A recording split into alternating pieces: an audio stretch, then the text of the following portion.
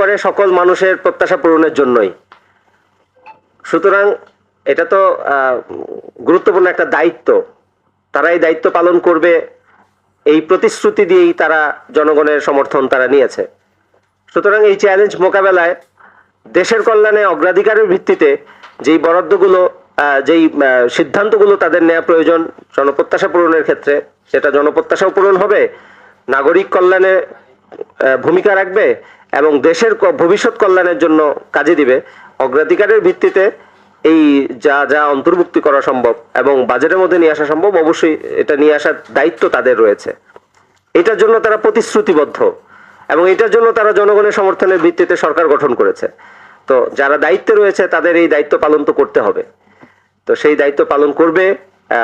2026-27 অর্থ বছরে এটি জনপ্রত্যাশার বাজেট হবে, সেটা আমরা প্রত্যাশা করছি।